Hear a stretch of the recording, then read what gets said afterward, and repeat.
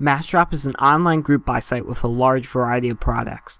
Products can reach well below their MSRP, averaging around 50% off. Click the first link in the description to sign up.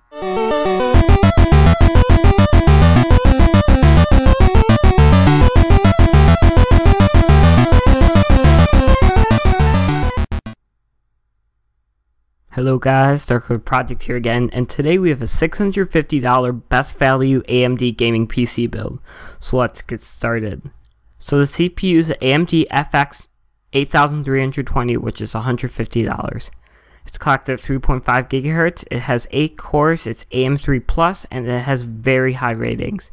3.5 GHz and 8 cores is pretty good for $150.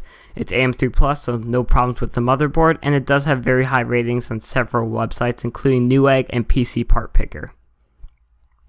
So the motherboard is an Asus M5A97, which is $83. It's AM3 Plus, ATX, and has 4 RAM slots. AM3 Plus is the same as the CPU, like I just said. ATX will fit the case fine, and that's the average size for most motherboards, and it does have 4 RAM slots, so if you decide to buy 2 more 4GB sticks, you could easily put those in the motherboard. So the RAM is the ADATA XPG V2, which is $78.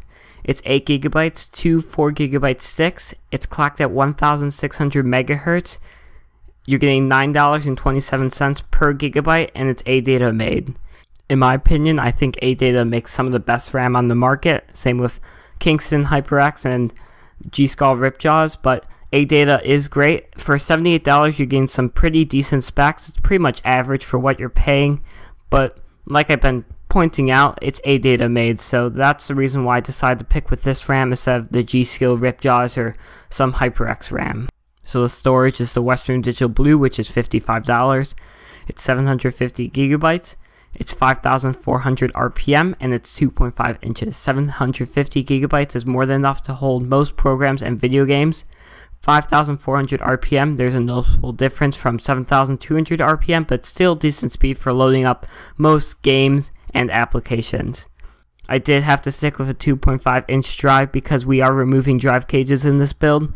It's still fine for what you're paying, but it is a little bit more pricier than a 3.5 inch drive. So the graphics card is the MSI Radeon R9 270X, which is $200. It has 4 GB of GDDR5 RAM. It's twin Frozr. It's 1.3 GHz core clock speed, and it's 10.24 inches. 4 GB of GDDR5 RAM is a little bit above average, the average being 2 to 3 GB. It will be able to run some games with 2 monitors, but I would stick with 1. Twin Frozr is great. I really like Twin Frozr because it keeps the card nice and cool, and it does have a decent price. 1.3 GHz is pretty much average. Most video cards are clocked at 1 GHz, and 10.24 inches is long, but it does fit in the case if we remove the drive cages. So the case is the NZXT Source 210, which is $35. It's an ATX case. It's black with no side windows, and its video card slot is 12.99 inches without the drive cages. This case is pretty decent from NZXT because it's only $35. It does have some great features, but some being the graphics card slot is fairly small, so we do have to remove the drive cages like I've already said. It does have no side windows, so there's no way of seeing your parts, but I don't really find that an issue. I do have some cases in my household without side windows, and it works perfectly fine. It's just for aesthetics. So the power supply is the Corsair 600 watt, which is $60. It has 600 watts of power.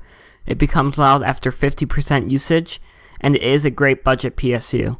For 600 watts, $60 is pretty much an average price. I think it's a little bit more expensive, but Corsair does make good power supplies that won't fail on you and do have a pretty good lifespan. Like most power supplies, it becomes louder after 50%. So the overview for this PC build is it's a great beginner build because its price is only $650 and you're getting some pretty decent parts. And it is AMD. For all the AMD fanboys out there watching this video, I think you'll really adore this build because it does have some of AMD's best parts they've made. So that's pretty much it, guys. Like, comment, and subscribe, and I will see you later.